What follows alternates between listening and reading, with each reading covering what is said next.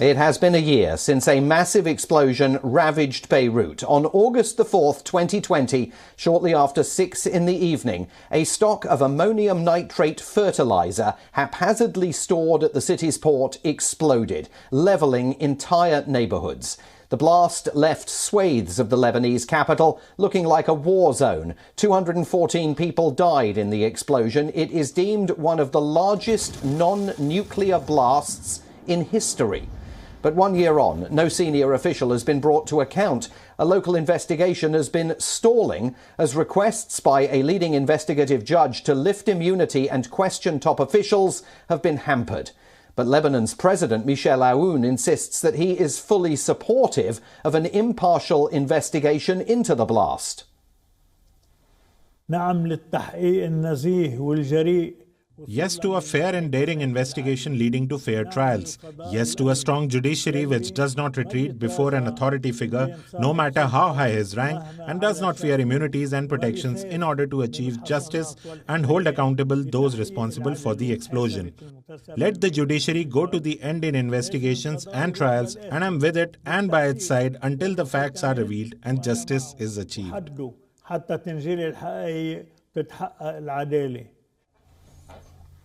A recent report by Human Rights Watch implicates senior Lebanese officials and accuses them of being criminally negligent. The report concludes that there was strong evidence to suggest that some officials were aware of the lethal risks posed by the ammonium nitrate, but failed to remove it.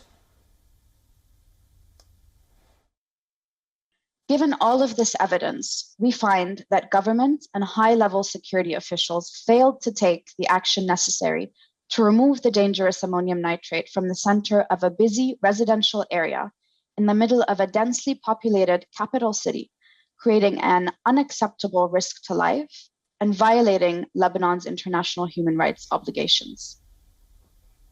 At a conference marking the anniversary of the blast, the French President Emmanuel Macron criticised a failing Lebanese leadership and blamed it for the country's economic turmoil.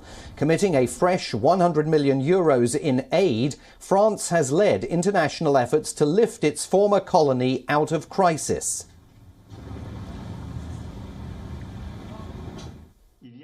I still think that the crisis Lebanon is experiencing is not a stroke of bad luck or fate.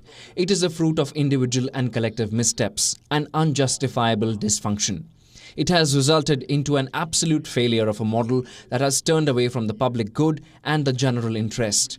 And all of the Lebanese political system has done nothing to stop it, putting their individual and partisan interests before the interests of the Lebanese people.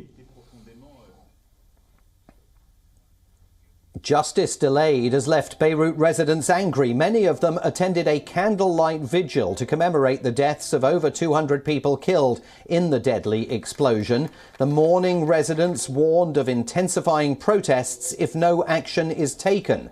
Relatives of blast victims called on the authorities to lift immunity within 3 days. I can't even describe my feelings about tomorrow. I'm going down to the street, but I'm going with anger, believe me. I wish I could get a hold of one of them and let my anger out. They should all go home. We can't stand them anymore, not one bit. They're all thieves and liars. As a mother, I lived that moment of fear when the explosion happened. Where is my daughter? What happened to her? And I remembered how I lost my father during the Civil War. All of those wounds live inside me. I imagine every Lebanese, here or abroad, is feeling these things. These wounds reopened in all of us. Lebanon's descent into economic crisis started before the port blast.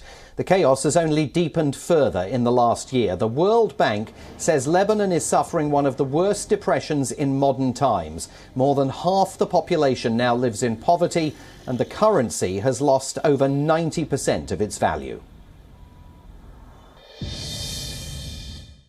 On August 4th, 2020, in this spot, everyone died. From all social groups, from all religions, from all political groups.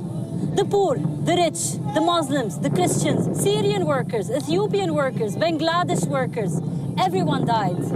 1 year later, the wound is still open and the trauma still lingers.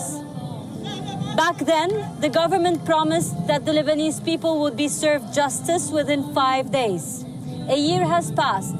Not one general of the army, not one jurisdiction figure of all those who knew of the ticking ammonium nitrate bomb in the port were questioned or held accountable. Politics and political tyranny keeps on spreading salt in the open wound. This as the country faces worse social insecurity, worse economical collapse every day. Today, the pain is that a calamity this big could not unite the Lebanese people or the Lebanese policymakers to serve their country justice. One might only hope that a country with resources like Lebanon, with geographical advantage like Lebanon, in the middle of the world transit, would have things turning for them and remain as once were in their glory.